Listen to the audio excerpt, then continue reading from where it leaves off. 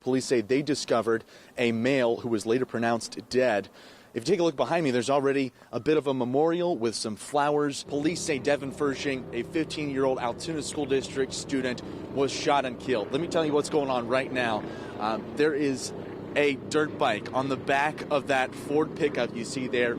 Spoke to a gentleman earlier who said that Devin enjoyed dirt biking. Yeah, Jen, there used to be a home right here behind me in the 2200 block of Reservoir Road in Hollidaysburg, but as you see now, what's left is a pile of charred remains scattered throughout the yard. Jen, I'm right here in the square of downtown Bedford, where a group of more than 50 protesters has gathered over the last hour. These marchers will take a walk down this street. No, if you follow me this way, they're going to head down this direction all the way down to Legion Park, and when they arrive there, people passing by honking their horns in support right now. The roadway behind me, Blair Street here in Hollidaysburg, completely covered in snow.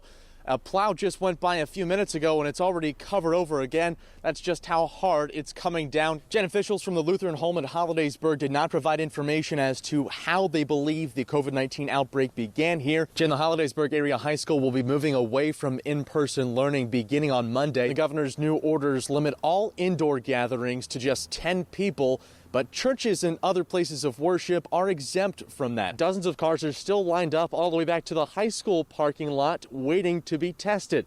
Now, this comes at a crucial time for the county. One official tells me that local EMS services are stretched thin. The first vaccines were given to a handful of healthcare workers here this morning, and one doctor tells me he believes that today marks the beginning of the end to the COVID-19 pandemic. One of their decisions tonight, choosing between Republican incumbent John Joyce or Democratic newcomer Todd Rowley. Yeah, Jen, Blair County elections officials and volunteers returned to the county facility here in Hollidaysburg around 8 a.m. this morning.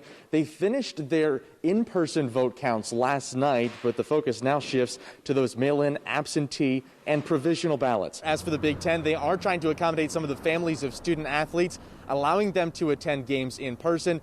But I'm told that's on a campus-by-campus basis. The gates just opened about a half hour ago. As you can see, people still filing into their seats behind me. Now, this facility has a capacity of 10,400, but tonight it's open to 33% of that capacity for an unlimited pass that gives you access to all the rides that they have here at Lakemont Park. Those passes run from $16 to $18. Crispin, I'm going to head out and take a ride on Leap the Dips myself. Hundreds gathered in Orbezonia today to show love to the East Broad Top Railroad as they look to get engines like Millie back up and running. Jen, the family of Joe Anduin is calling on the United States government to help with search and rescue efforts in Beirut as precious seconds tick away. He was close to the site when the explosion happened, and he's been missing ever since.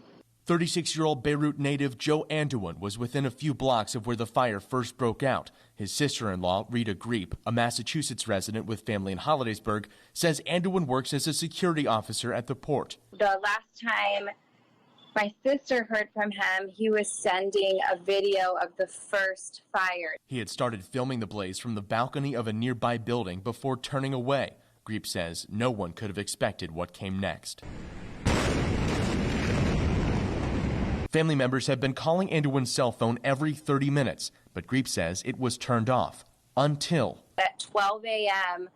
their time last night and 6:44 p.m. his phone was answered. No one talked on the phone, but that gives a little bit of hope here that he is alive and probably was trying to communicate. Greep says Anduin and his co-workers are believed to be trapped several feet below the surface, but the search and rescue has been limited. The Lebanese Red Cross and local police officers are standing over the area he's believed to be in, but they don't have the equipment to get to him safely. Anduin's family is calling on the U.S. for help. The Lebanese government obviously does not have what they need to perform the search and rescue operation, and so we're hoping that the U.S. will tangibly step in as soon as possible. Being quarantined does not stop child abuse. It doesn't stop domestic violence. And for these people where home is not safe, we have concerns. Blair County Assistant DA Nicole Smith says there was a significant increase in bail reduction petitions last week, many citing overcrowding in the prison. While violent offenders and those with a long criminal history will remain behind bars, Smith says others have been set free. Unfortunately, a lot of those individuals are charged with either domestic violence crimes or sexual assault crimes. Some of the individuals are charged with rape or rape of a child. The court has already released some individuals charged with crimes of that nature. One of those individuals, 32-year-old Travis Wilson, is facing 52 counts, accused of sexually assaulting 3 young girls over a period of months. His $500,000 bail was reduced to just $1,000, and he was released Tuesday. Ashley Owens from the Children's Advocacy Center of Blair County says his release is concerning. When you add on the fact that we're in this global pandemic, that kids are kind of stuck at home, they're not at school, they're not going to any outside resources. We have concerns that are then raised about children that are potentially in the home where he's returning, and also, the victims from those crimes. Kathy Green and Don Kurtz have worked at Walmart in Huntington for years, but they hadn't spoken much until a conversation about Don's failing kidney. Back in '06, I was diagnosed with kidney disease. It is called IgA nephropathy. I started out with like 30% kidney function back then, and now I am down to 10%. In 2006, doctors told Kurtz she would need a kidney transplant in 12 to 15 years. Over a year ago, coworker Kathy Green heard about Don's condition. Her response floored Kurtz. I just said, well, I'll donate a kidney.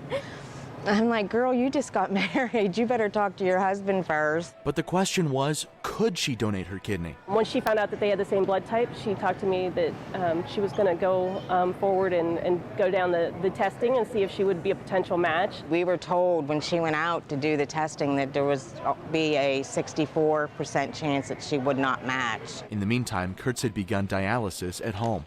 First night that I started that was the night she called me and told me she was a match. And all I could do was cry. Because Dawn's precious. Oh my gosh, it's a miracle. A miracle.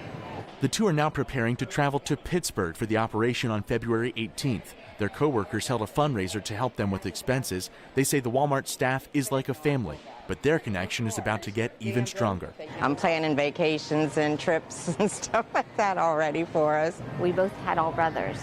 And so this is kind of neat because, we'll be sisters in ways. Their manager says she's grateful to work with such incredible people. It blows my mind that somebody would do that for another person. They're both really special, but Kathleen's one of those angels among us kind of people. I'll never be able to repay her, ever, ever.